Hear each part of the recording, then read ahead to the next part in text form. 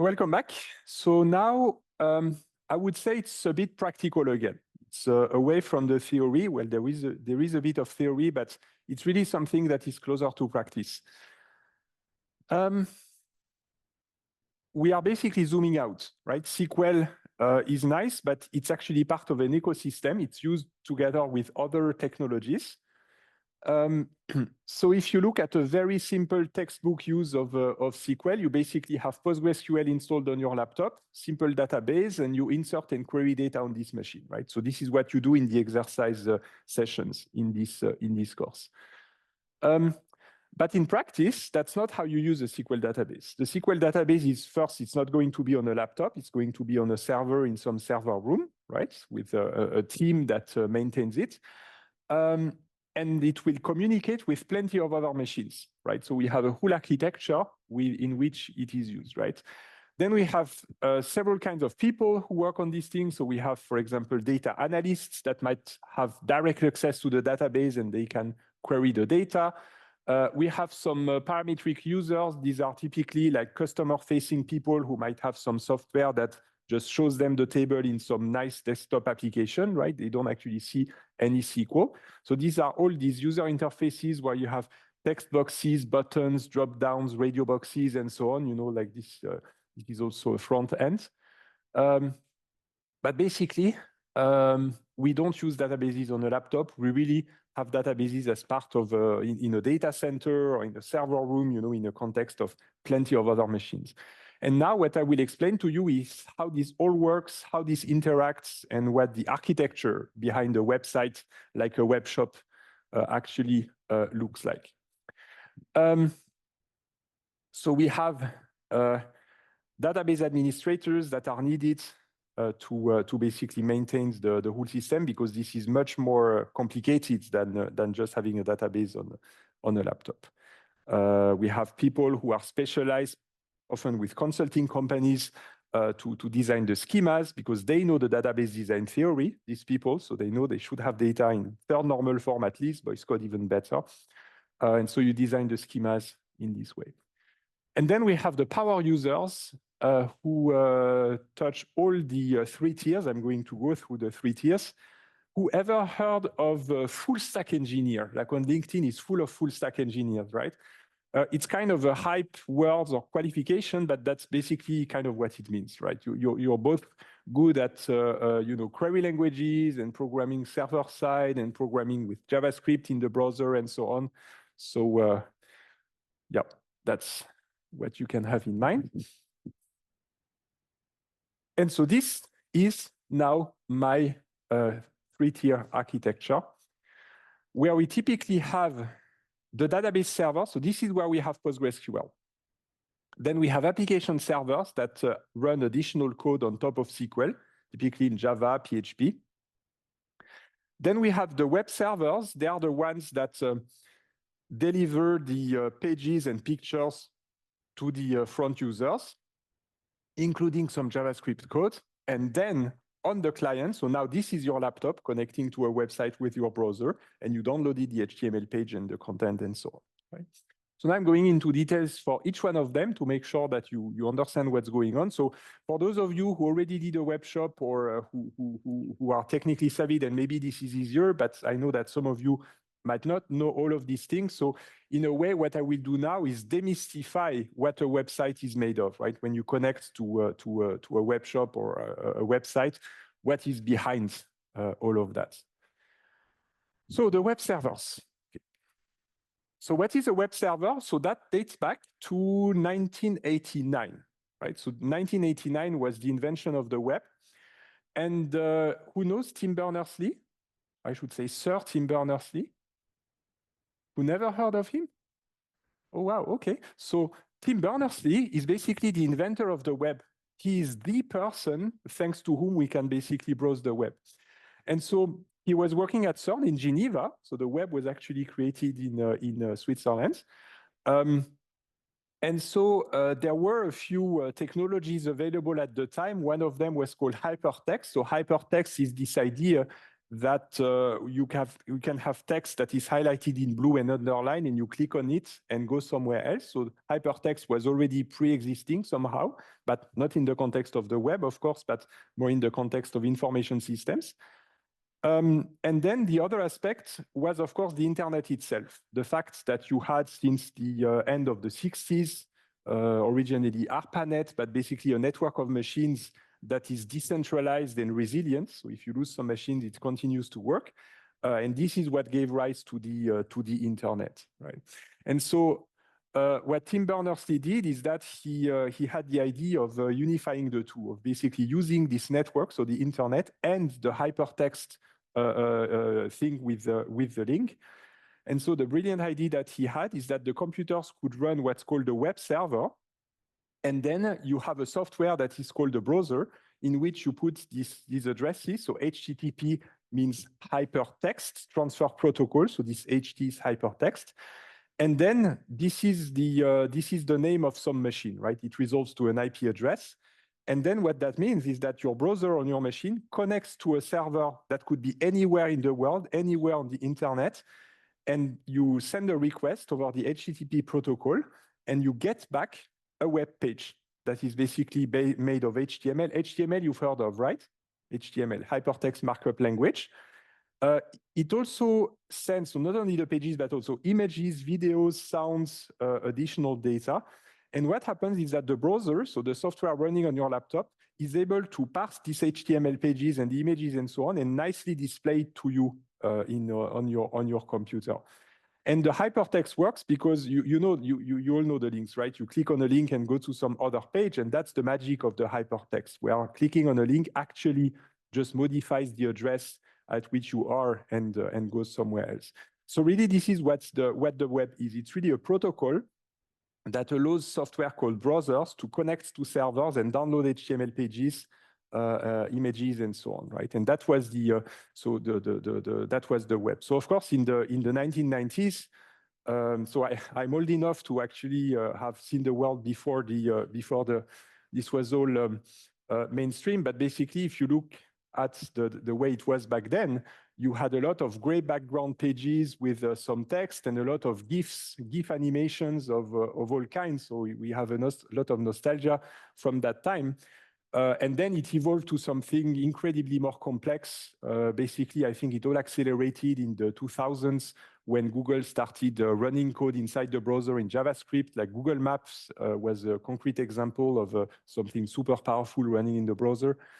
And now, in fact, what you have in your browser is so powerful that it doesn't even look remotely close to just text and links. Right now, you have a full-fledged application that runs on your computer.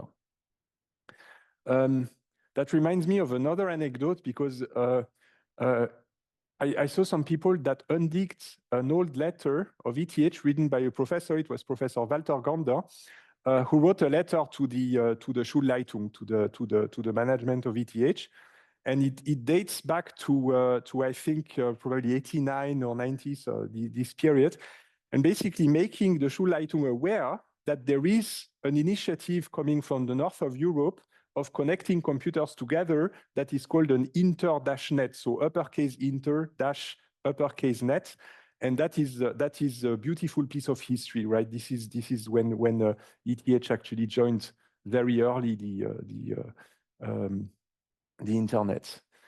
All right. So yeah, I'm basically done telling you about that, but this is basically what it really means. So what you see in the browser is only the superficial aspect of it. What actually happens is really an exchange between a client and a server, and then you can. It's a huge information system. All right. So typically, the software you can use, actually, you can even install it on your laptop and run a web server on your laptop. A mini version would be Apache Tomcat.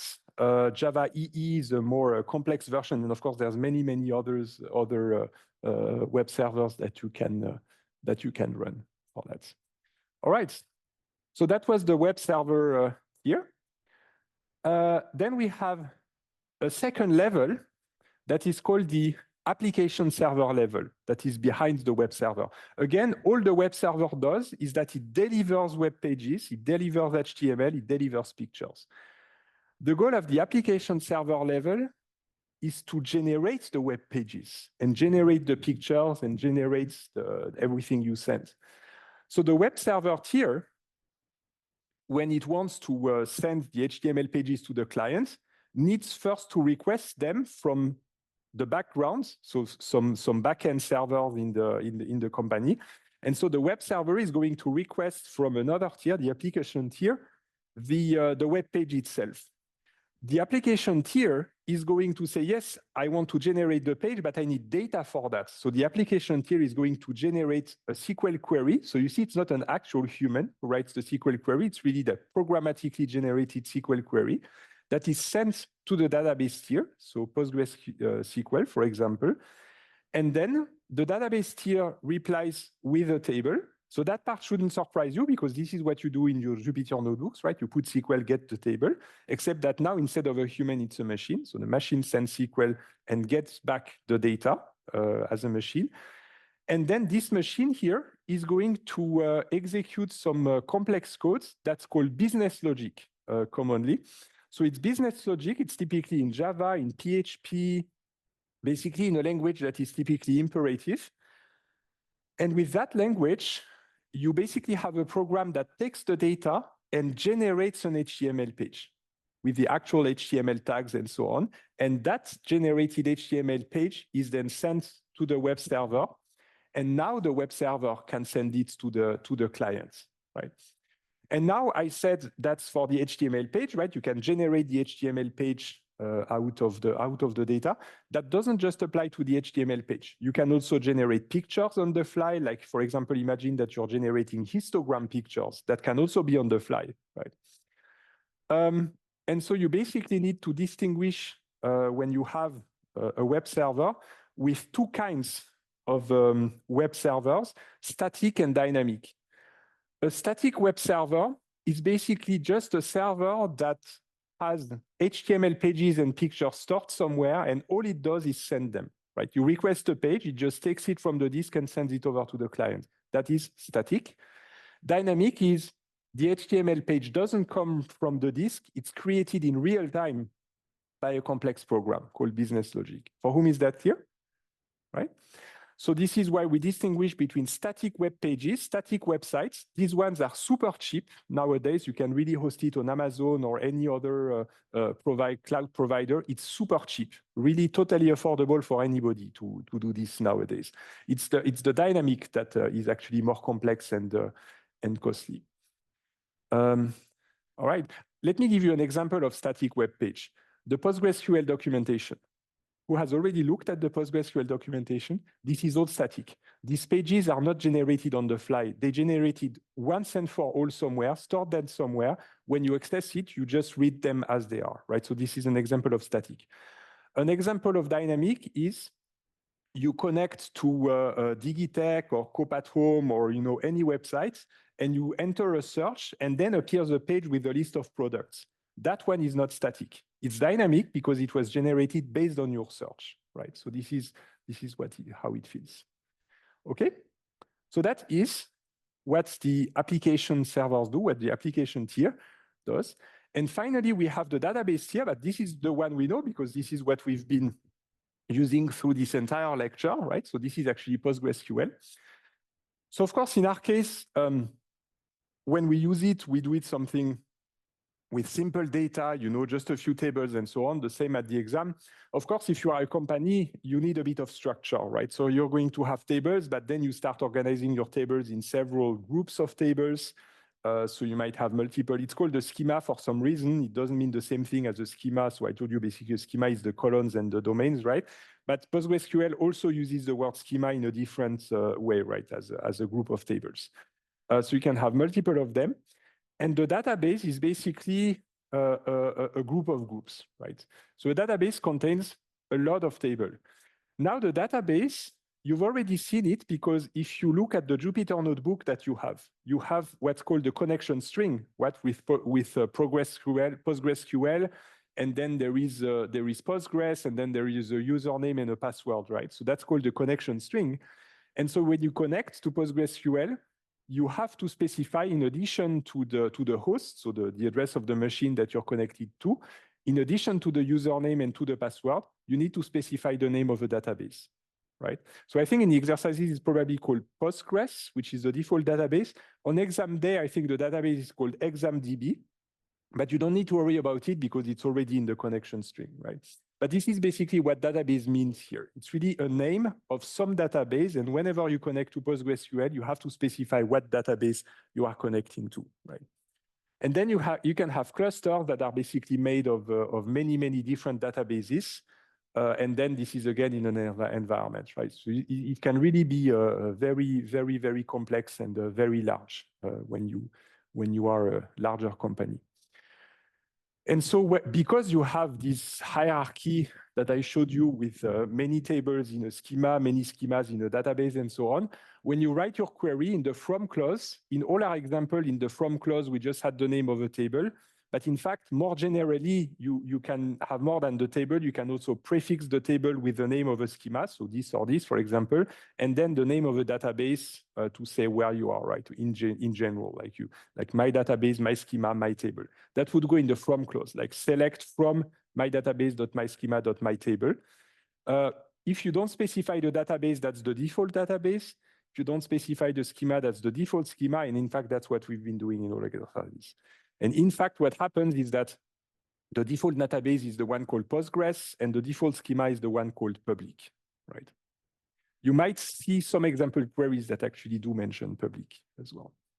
Okay, so that's just to tell you that more generally, we can organize the tables in this way as hierarchies and groups of tables called schemas and databases.